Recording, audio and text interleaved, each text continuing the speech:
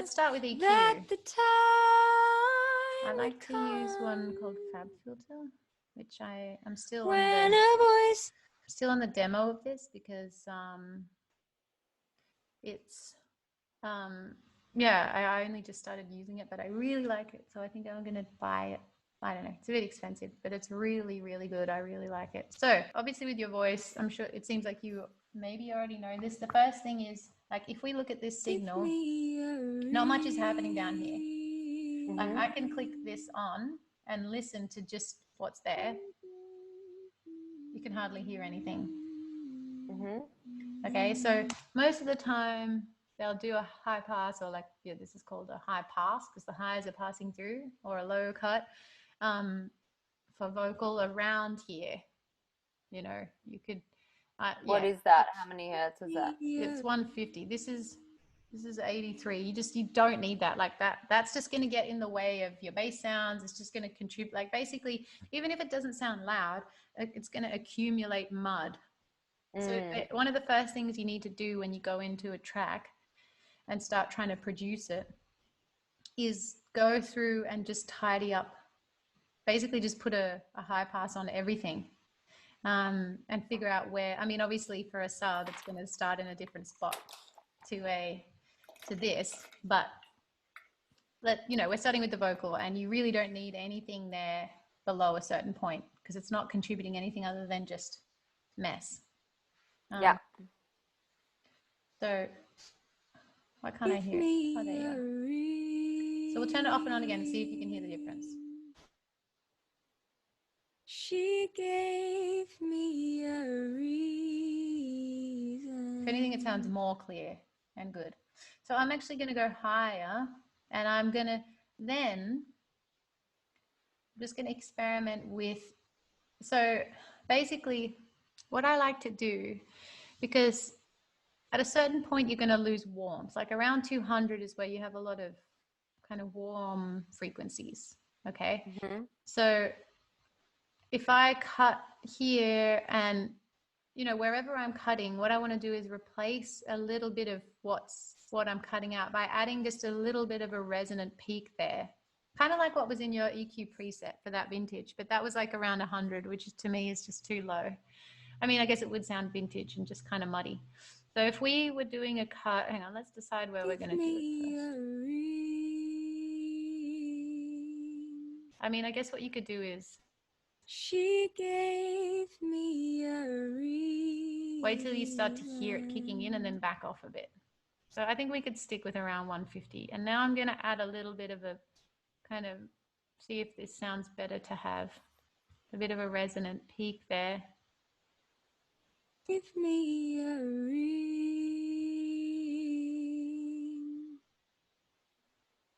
She gave me a ring. Yeah, I think that sounds kind of nice. I just want to try a She more dramatic. knew that the time would come. I think I prefer the 12 dB. When a voice inside would say it's time to stop, it's time to give up, it's time to let go, your time is up. I think that's kind of nice. Not a bad starting point. Give me a The other thing is there is something ringing out around here, which you already kind of addressed. So I'm just going to do a sweep. And I can turn this on and see. We can hear it ringing out when we sweep it. There it is. So the other thing is it'll be, sometimes it's in more than one place, like, because there's the harmonics as well. I just want to. Give me a Yeah, and you can hear it, like when you turn it on, you can kind of feel it's like, oh, kind of irks you a little bit. Like if I turn it off, it sounds better, but if we cut it, it'll sound better still. There's also one here, which is like probably the opposite. She knew that the time would come This is probably too much. If you boost too much, then of course it's not going to sound right. So I try not to go above 6 dB. Okay, I think that's where it was. This one I'm just going to do a little She gave me the resilience I need. So let's select both of these and turn them off and see if we can hear. To stand up there alone, open, so nobody knows I am broken. But if it's time to stop, if it's time to give up, if it's time to let go. I think I'm going to maybe experiment with doing a little bit of a gentler kind of slope, just for more general. Like as you dig in a little bit more. Oh, yeah, too. She gave me a reason. She gave me the resilience I need. I reckon, yeah, we could try To stand up there alone, open. So this is a special setting on this. So nobody knows I am broken.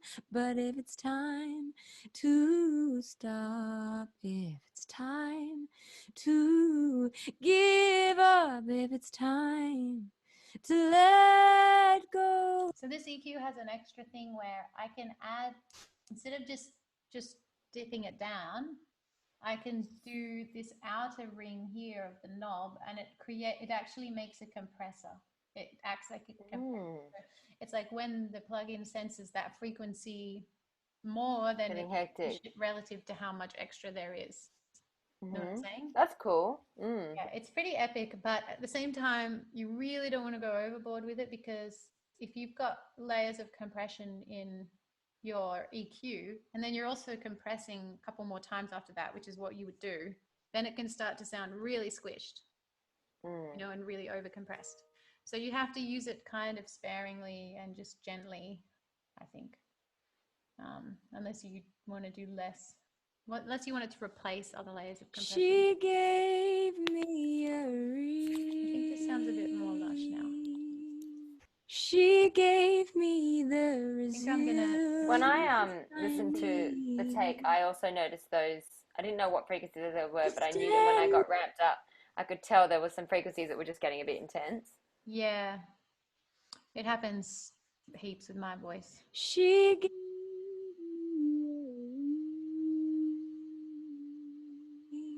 So I just added this in as a separate band so that I've got I can make it a bit narrower.